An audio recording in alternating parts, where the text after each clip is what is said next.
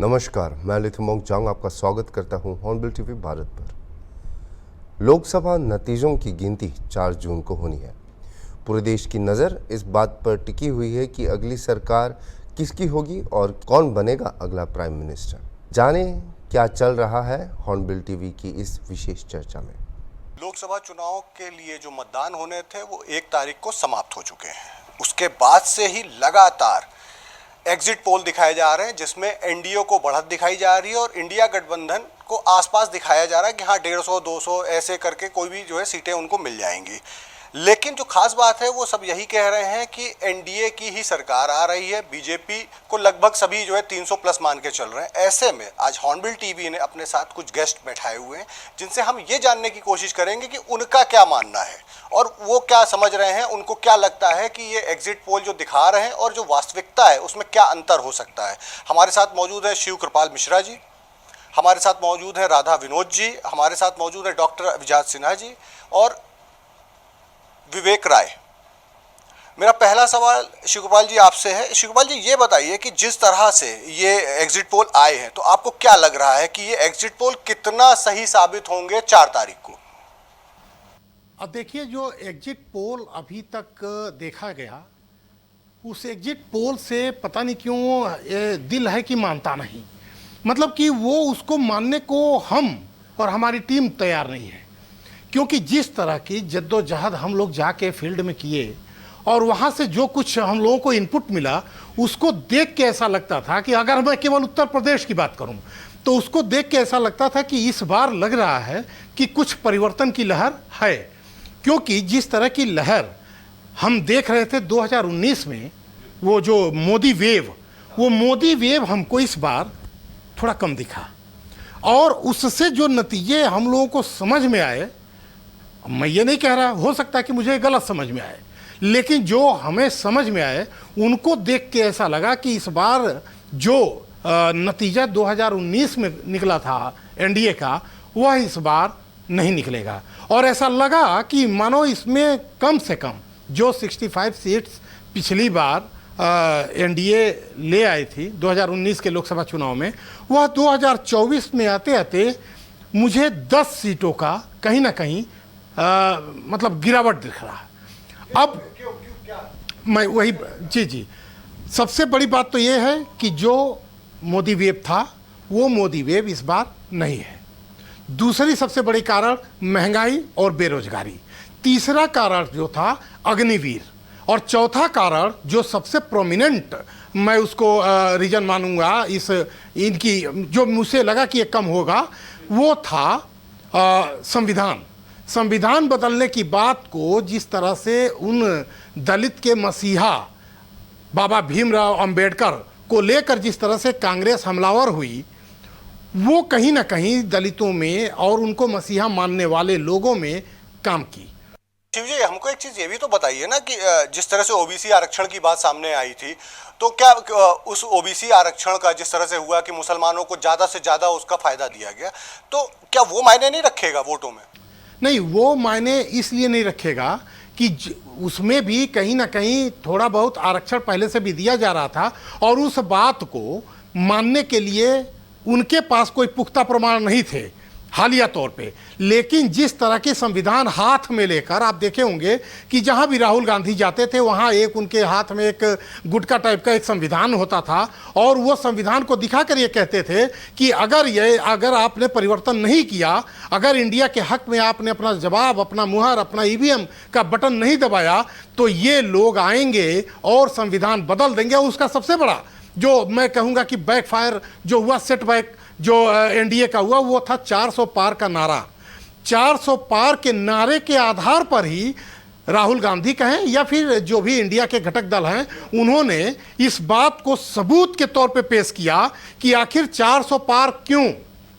उसके पीछे उन्होंने तर्क दिया कि 400 पार इसलिए क्योंकि अगर ये 400 पार नहीं आएंगे तो ये संविधान नहीं बदल पाएंगे। और इस बात को उन्होंने कहीं ना कहीं पहुंचा दिया उस बस्ती तक, उन लोगों तक, उस शहर तक, उस गांव तक जहां पर वो लोग रहते हैं, ज्यादातर जो लोग ये मान के चलते हैं कि बाबा साहब उनके मसीहा हैं। और बस एक सेकेंड में मैं बीच में आपको रोक रहा हूं। मैं आपसे ये भी जानना चाहूंगा साथ में कि आप ये बात कह रहे हैं कि जो संविधान की बातें हो रही थी, संविधान बदल देंगे, पलट देंगे, इसी तरह की बातें तो भारतीय जनता पार्टी की तरफ से भी कही जा रही थी कांग्रेस के लिए कि अगर वो उनकी सरकार आ जाएगी तो वो पलट देंगे मंगलसूत्र और वो जो बाकी चीज़ें आप सुनते रहे। बात मंगलसूत्र से शुरू हुई, मुसलमानों तक गई, फिर मुजरे तक आ गई। तो ये सारी चीज़ें तो चुनावी एक तरह से जुमले भी कह सकते हैं आप। मुझे ये बताइए कि ज़मीन पर आपने क्या देखा? आपको क्या लगता है यूपी में 80 में से कितनी सीटें एनडीए को जाएंगी और कितनी सीटें इंडिया ब्लॉक को जाएंगी? मैं ऋषि जी जहां अभी खत्म किया था मैं वहीं से इसको फिर से उठाऊंगा। थोड़ी सी रह गई थी बात कि जो संविधान बदलने वाली बात थी वो कैसे उन तर्कों को कैसे वो आगे बढ़ाए। उसका मेन कारण ये था कि जैसे लोकसभा नया बना, मोदी ने बनवाया, मोदी ने उद्घाटन किया। संगोल आप देखेंगे कि साउथ इंडिया में पहुंचने के लिए और साउथ इंडिया में अपना प्रभाव डालने के लिए प्रधानमंत्री एक नई प्रथा, परंपरा और परंपरागत रूप से जो संगोल की प्रथा एक चलती थी राजतंत्र के समय में वहाँ साउथ इंडिया में, संगोल को ले आके स्थापित किया। तो विपक्षियों ने ये समझाने में कहीं ना कहीं कामयाब रहे कि मोदी का लोकसभा नया, मोदी ने संगोल लाया और मोदी का संविधान कहा जाएगा। जो आज तक बाबा भीमराव अंबेडकर का संविधान कहा जाता था उसको कहीं ना कहीं उसमें बदलाव करके, उसको संशोधित करके और संविधान में अगर बदलेंगे तो उसको मोदी का संविधान कहेंगे। और बाबा शिव जी, मेरी बात फिर वहीं पे है कि मुझे ये बताइए कि जमीन पर आप क्या देख रहे हैं? कितनी सीटें एनडीए को और कितनी इंडिया को? अब मैं जैसे ही वहां पहुंचता हूं इन सब सारी बातों को, उसमें चाहे महंगाई हो, संविधान बदलना हो, बेरोजगारी हो या फिर अग्निवीर हो, इन सारी बातों को लेकर जब आगे बढ़ता हूं तो मैं ये पाता हूं कि वहां पर जो भारतीय जनता पार्टी और उसके घटक दल यानी एनडीए को, हमको लगा कि 50 से 55 मैक्सिमम सीट इस बार 2024 में उत्तर प्रदेश में मिलेगी, अगर मैं उत्तर प्रदेश की बात करूं तो। जी अच्छा, और ये बताइए कि राजा भैया की जो नाराजगी थी, योगी आदित्यनाथ को लेकर भी काफ़ी बातें कही गई, लेकिन आपको कहीं ऐसा नहीं लगा कि जो विपक्ष है जिसको यूपी में सबसे ज़्यादा मेहनत करनी चाहिए थी, वो अपनी मेहनत से कहीं ना कहीं पिछड़ गया? राहुल गांधी ने अपने को केवल रायबरेली और अमेठी तक के ही बीच में सीमित कर रखा था। नहीं, ये आप नहीं कह सकते कि राहुल गांधी ने केवल सीमित कर रखा था। आप खुद देखिए कि रायबरेली की जो सीट है वो कब डिक्लेयर की गई। केवल मतलब कि अब कल पर्चा दाखिला होगा और आज डिक्लेयर की गई। इसके पहले राहुल गांधी पूरे देश में घूमे और उसके बाद भी घूमे। यही कारण है कि अगर आप देखें कि वहाँ पर स्टार प्रचारक तो बहुत बनाए गए कांग्रेस में, लेकिन पूरे देश में अगर स्वीकार्यता थी किसी नेता की एनडीए के घटक दल के प्रोमिनेंट लीडर के रूप में, तो वहाँ पर सिर्फ 2 ही चेहरे आपको नजर आए होंगे, एक राहुल गांधी और दूसरा प्रियंका गांधी। बाकी जो लोग भी थे वो अपने अपने क्षेत्र के क्षेत्रीय छत्रप थे। जैसे कि उत्तर प्रदेश की अगर हम बात करें तो यहाँ पर अखिलेश यादव थे, बिहार की बात करें तो वहाँ पर तेजस्वी यादव थे, और इसी तरह अगर दिल्ली की बात करें तो वहाँ पर आम आदमी पार्टी और केजरीवाल थे। इस तरह से जो भी इनके घटक दल इनके साथ थे वो कहीं ना कहीं क्षेत्रीय दल थे। अच्छा, केजरीवाल की आप बात कर रहे हैं तो ये बताइए दिल्ली में आपको क्या लग रहा है कि कितनी सीटें इंडिया और एनडीए में जाएंगी? मेरा मानना है कि अगर हम दिल्ली की बात करें तो वहाँ पर 7 सीटें थी जो 2019 में 7 की 7 भारतीय जनता पार्टी ले गई थी। इस बार भारतीय जनता पार्टी मैक्सिमम वहां से 2 से 3 सीटें ले जाती हुई हमको दिखी। नहीं, मुझे तो जैसा लग रहा है कि 7 की 7 सीटें भारतीय जनता पार्टी लेके जाएगी। तो मतलब आप कैसे कह सकते हो कि मतलब क्या कन्हैया कुमार को लेकर काफ़ी विरोध था, बाकी के भी जो इनके जो प्रत्याशी थे इंडिया ब्लॉक के उनको लेकर काफ़ी विरोध था। दूसरी चीज़ सबसे बड़ी बात जो ये सामने आई कि वहाँ पर कांग्रेस का जो वोटर था या कांग्रेस के जो नेता थे वो आम आदमी पार्टी की तरफ इतना ज़्यादा करीब आ ही नहीं पाए कि वो उनको वोट कर दे। तो ऐसे कैसे आप कह सकते हो? देखिए, सवाल वहाँ आम आदमी पार्टी की तरफ कांग्रेसियों के करीब आने का नहीं था। वहाँ सवाल ये था कि इस बार जो केजरीवाल को जिस तरह से उन्होंने चुनाव के पहले ही उठाकर मतलब जिस तरह के जो भी उस समय एक घटना ये घटित हुई चुनाव के दौरान, तो कहीं ना कहीं जनता के बीच में यह बात आम आदमी पार्टी लेके जा सकी कि केवल अरविंद केजरीवाल से घबराकर कहीं ना कहीं भारतीय जनता पार्टी और उसके समर्थक लोग केजरीवाल को कहीं ना कहीं अंदर करने की कोशिश किया। हालांकि मैं ये नहीं कहना चाह रहा हूं कि वो भारतीय जनता पार्टी का उसमें हाथ था सीधे, ये आरोप आम आदमी पार्टी की तरफ से लगा। और इसको जनता के बीच में जिस तरह से आम आदमी पार्टी ने दिल्ली में तीसरी बार अपनी सरकार बनाई, उसके बीच में वो कहीं ना कहीं उस पूरे शहरी सरकारें तो पहले भी इनकी रही हैं, लेकिन जब लोकसभा का चुनाव आता है तो स्थिति बदल जाती है। हाँ, कमोबेश ये आपकी बात सही है कि लोकसभा के चुनाव आते आते कहीं ना कहीं लोग इस बात को लेकर असमंजस में जरूर रहे कि आखिर ये पूरे सत्ता की जो केंद्र की चाबी है आखिर किसके हाथ में सौंपी जाए। यह बात मैं मानता हूं कि कहीं ना कहीं इस बात को लेकर जनता में असमंजस रहा।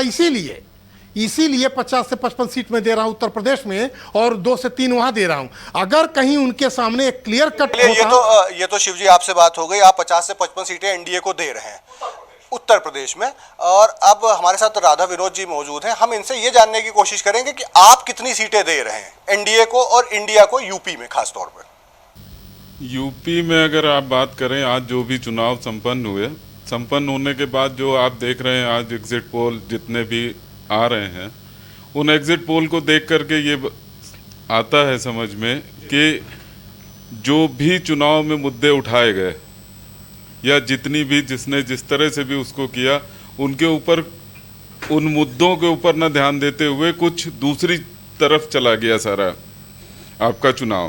तो आप क्या अंदाजा लगा रहे हैं? हमारा अंदाजा जो है उसमें यह है कि आज की डेट में जैसा बेरोजगारी का मुद्दा हो या और भी कई मुद्दे हैं, उन मुद्दों के ऊपर न जा करके जो ये धर्म के ऊपर चीज़ें आई, मंगलसूत्र पे आया या किसी ने कहा कि उनका हक है पहले और किसी पार्टी ने कुछ बोला, तो वो उन सब चीज़ों को मिला करके एक ये पोलराइज्ड, अगर इसको आप कहते हैं कि पोलराइज हो गया ये चुनाव, तो मुझे गलत नहीं लगता। नहीं, तो आप ये बताइए कि राम मंदिर खास करके यूपी के अंदर मुद्दा रहा वोटिंग करने के समय पर वोटर्स के लिए या नहीं रहा? और अगर राम मंदिर मुद्दा अगर आपकी बात करते हैं, राम मंदिर मुद्दा अब एक पूर्णता की तरफ बढ़ चुका है और पूर्ण हो चुका है। तो राम मंदिर मुद्दा, और इस राम मंदिर मुद्दे को पूरे होने के बाद में आदमी जनमानस के अंदर जो एक विशेष संप्रदाय या एक दूसरा संप्रदाय जो बड़ा संप्रदाय है, उसके मन में यह है कि अब हमारे लिए और भी चीजें आएंगी। विनोद जी देखिए, मुझे ऐसा लगता है कि भारतीय जनता पार्टी या एनडीए अगर कहें, ये अगर तीसरी बार सरकार बनाते हैं तो इसमें जो सबसे बड़ा मुद्दा होगा, जो इनकी सरकार को बनाने में फिर से इनका सबसे बड़ा हथियार होगा, वो राम मंदिर ही होगा, क्योंकि राम मंदिर के नाम पे ही इनको वोट मिला होगा। नहीं, ये मेरा मानना है। नहीं, राम मंदिर जब तक नहीं बना था तब तक तो वो मुद्दा जीवंत था, लेकिन अब वो मुद्दा उस जगह पे पहुंच गया पूर्णता की, जैसा मैंने पहले भी आपको बोला, आज वो मुद्दा पूर्ण हो चुका है। लेकिन इसके बाद भी कई और मुद्दे इस तरह के उठ चुके हैं, जिसमें कि आपका मथुरा, काशी, तो एक जो जनमानस जो भी है उसका ये है कि अगर हम इस चीज़ को आगे बढ़ाएंगे तो हमको वो भी चीज़ें मिल जाएंगे।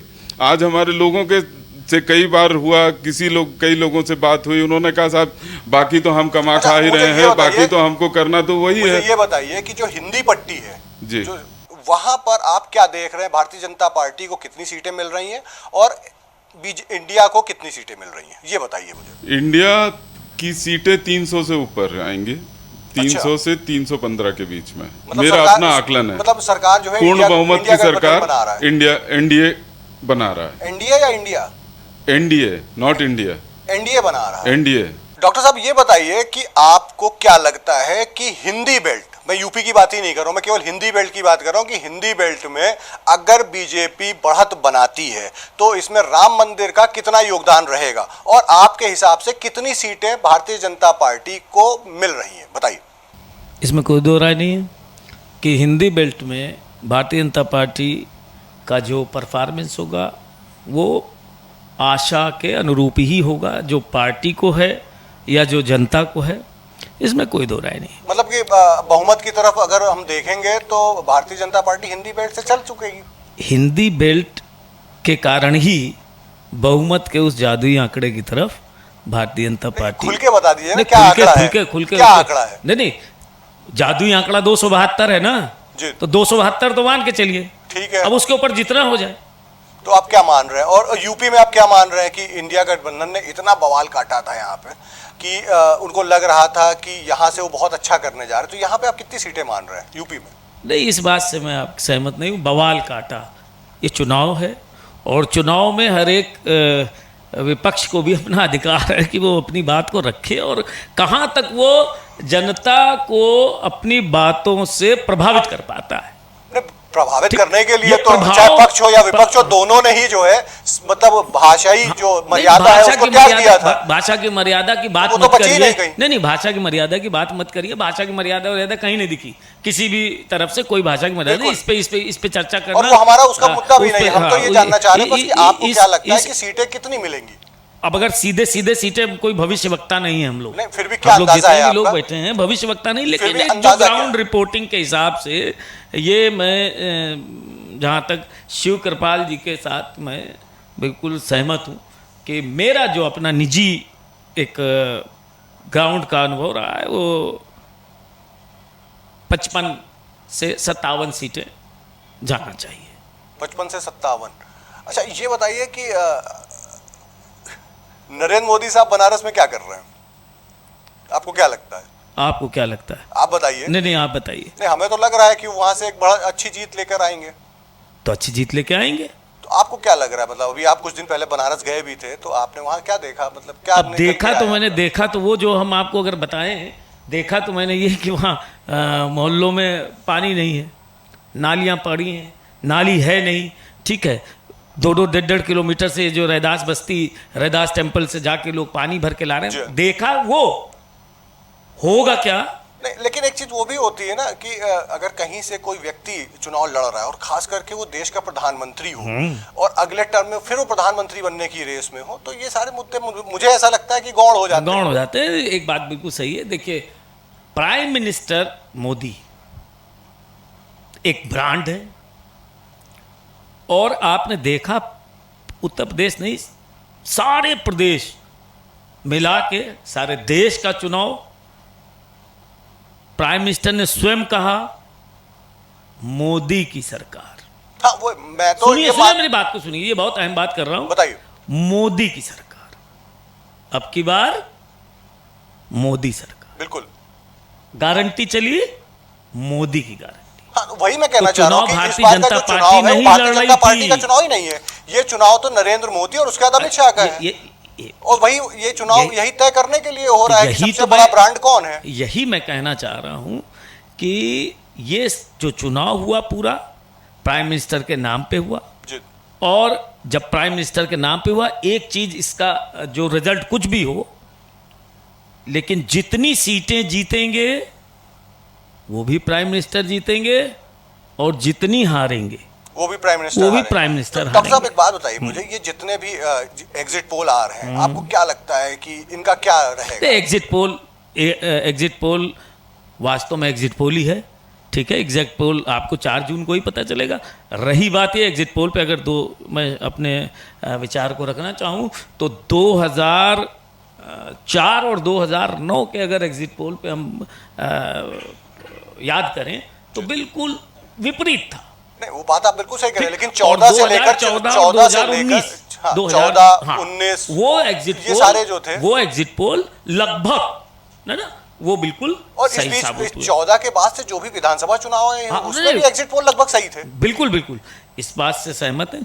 एक चीज मैं जरूर कहूंगा, एग्जिट पोल जिन एजेंसियों के माध्यम से किया जाता है वो कौन सी टेक्निक का इस्तेमाल करते हैं, जी।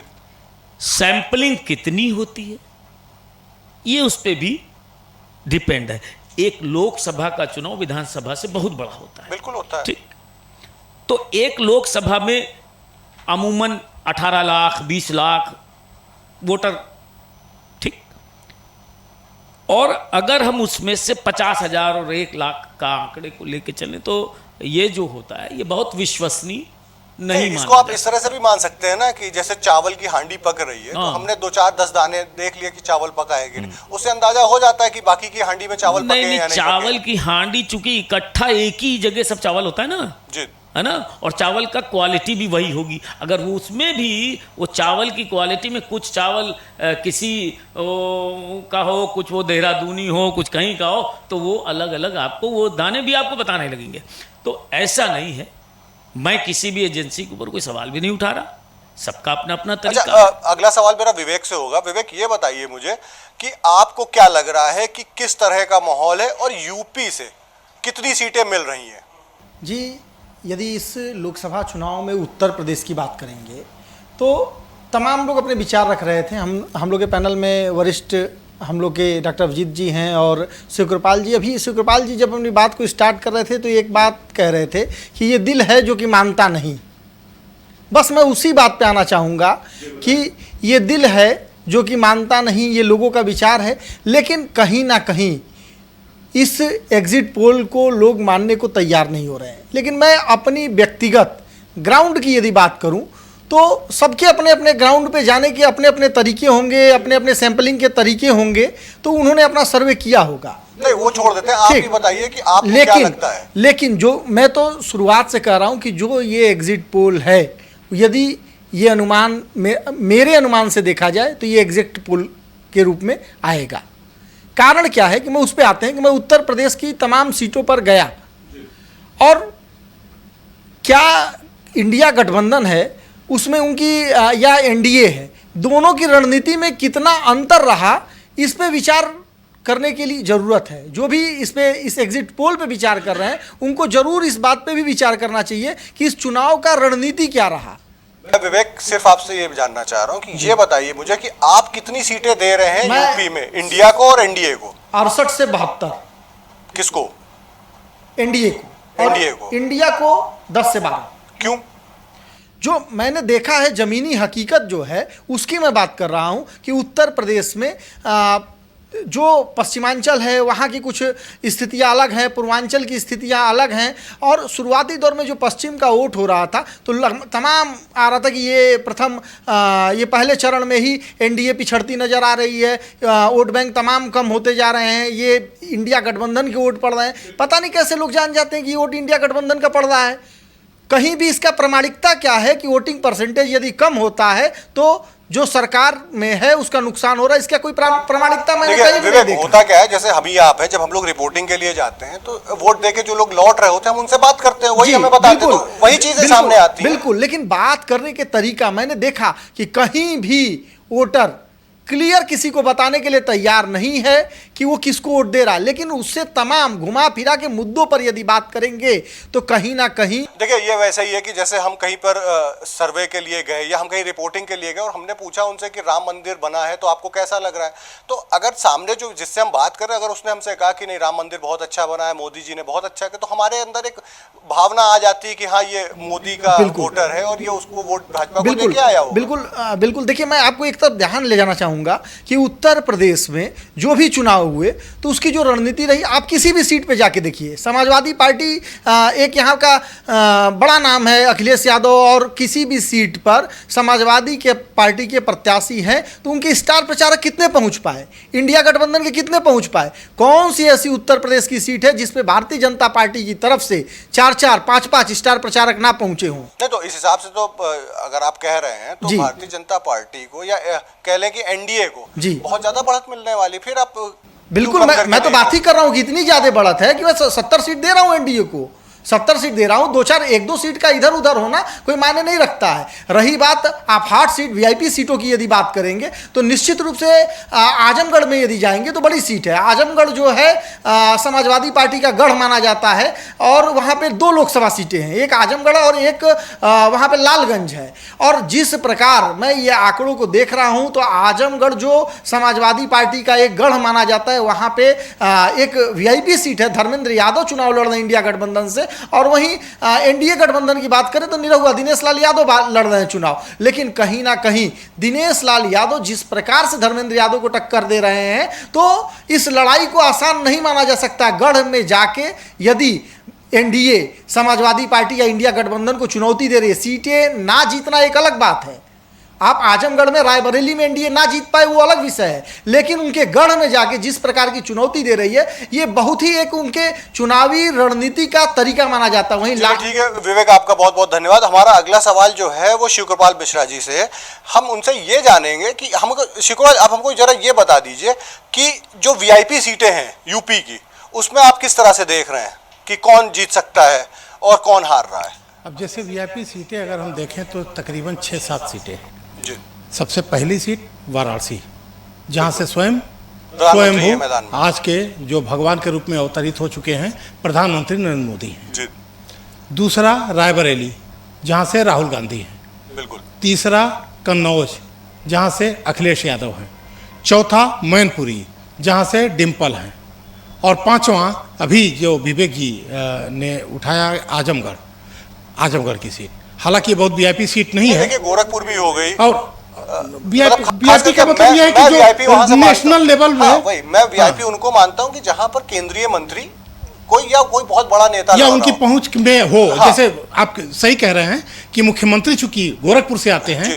तो वो भले कोई लड़ रहा हो लेकिन छाया उन्हीं का है। हाँ, वही, अब तो जैसे कुल मिला लखनऊ के में कह सकते राजनाथ हैं सिंह है। गोरखपुर सीट भी कुल मिला के इस वीआईपी सीट जो भी है, चाहे लखनऊ है, राजनाथ सिंह है, तो ये जो 7, 8, 10 सीटें हैं, इसमें आप ये कह सकते हैं कि जितने वीआईपी कैंडिडेट हैं ये सब जीत रहे हैं। केवल एक को में, जो कि विवेक जी ने जो सवाल उठाया, आजमगढ़, जैसा कि आजमगढ़ में इन्होंने कहा कि वो गढ़ है सपा का, कभी गढ़ नहीं रहा सपा का, क्योंकि अगर आप मुलायम सिंह के पहले देखें तो वो भाजपा का ही गढ़ रहा। हाँ। रमाकांत यादव वहां से, जब भाजपा कोमा में रहती थी तब भी रमाकांत यादव वहां से जीतते थे, और मुलायम सिंह के समय में वहां हवलदार यादव को टिकट दिया जा रहा था। हवलदार यादव हट गए, कहे मैं नहीं लड़ सकता क्योंकि वहां भाजपा का एक मजबूत प्रत्याशी लड़ता है, उसके सामने मैं नहीं लड़ पाऊंगा। और भरी महफिल में, मतलब उनके अपने सभा में मुलायम सिंह ने उनसे पूछा तो तुम क्या चाहते हो, क्या मैं लड़ूं? तो उन्होंने कहा आपका स्वागत है। बस इसी पे मुलायम सिंह यादव वहां से लड़े। और मुलायम सिंह यादव चूंकि एक उसी तरह के नेता हैं जैसे तमाम क्षेत्रीय छत्रपों के एक मसीहा होते हैं, तो कहीं ना कहीं मुलायम सिंह एक बड़े नेता थे। वो चुनाव वहां से जीते, फिर अखिलेश यादव और वाईएम फैक्टर भी चला वहां, और अखिलेश यादव आई। वो वाईएम फैक्टर अगर होता तो भाजपा कैसे जीत रही होती? हम ये कहना चाह रहे हैं कि मुलायम सिंह चूंकि वो कद्दावर एक नेता थे, और मुलायम सिंह हैसियत ऐसी थी, कहीं से लड़ाई जीत जाएंगे। फिर अखिलेश यादव, वो भी कहीं से। मुझे ये बताइए अजय मिश्रा टेनी का क्या हाल है इस चुनाव में? इस आजमगढ़ को थोड़ा सा रह गया है, जो कि राय साहब ने उठाया, उसको कंप्लीट करना जरूरी है। नहीं तो मन में मेरे गुदगुदी सी रहती रहेगी। अब वो मामला ये था कि आजमगढ़ में फिर आप देखेंगे कि उपचुनाव होता है, और उपचुनाव में भारी मतों से जीत जाते हैं निरहुआ, तो इसका मतलब वो गढ़ कहाँ रहा? गढ़ होता तो हार जाते। नहीं, लेकिन इस बार की जो चीजें वहां से निकल के आ रही हैं कि निरहुआ लगभग 1 से 1.5 लाख वोट से हार रहे हैं। नहीं, ये कैसे आप कह सकते हैं? कुछ नहीं कहा जा सकता। जैसा कि राज साहब से मैं इसमें इत्तेफाक रखता हूं कि कोई, चूंकि वो बहुत वीआईपी सीट अब नहीं है, वो थी अखिलेश यादव के समय, आज की तारीख में उसको वीआईपी सीट जबरदस्ती बना दिया गया है, क्योंकि वहां से मुलायम सिंह यादव थे, वहां से अखिलेश यादव थे। अब जो है निरहुआ, तो निरहुआ कहाँ का वीआईपी सीट है कि वो जो है वीआईपी सीट हो गई। लेकिन अब वो चूंकि मुलायम सिंह की कहीं ना कहीं विरासत में छोड़ के गई हुई वो सीट है, उन्हीं के खून एक लड़ रहा है, इसलिए उसको वीआईपी कह दिया जा रहा है। तो कहीं ना कहीं वहां भी टक्कर है, लेकिन फिर भी अब वो मार्जिन जो आप कह रहे हो मैं नहीं कह सकता, लेकिन ये माना जा रहा है कि कहीं ना कहीं यहाँ पे धर्मेंद्र यादव अच्छा चुनाव लड़ रहे हैं और जीत सकते हैं। जी, आप सभी का बहुत बहुत धन्यवाद जो आप इस चर्चा में शामिल हुए। फिलहाल 4 तारीख को ये पता चलेगा कि एनडीए सरकार बना रही है या इंडिया सरकार बना रही है, और नरेंद्र मोदी अगर प्रधानमंत्री बन रहे हैं तो कितने मार्जिन से उनकी जीत आ रही है, क्योंकि काशी में इस बार ये कहा जा रहा था कि प्रधानमंत्री मोदी इस बार 8 लाख पार। फिलहाल आज के लिए इतना ही, जल्द आपसे फिर मुलाकात होगी, तब तक के लिए नमस्कार। अभी के लिए इतना ही, और खबरों के लिए देखते रहिए हॉर्नबिल टीवी।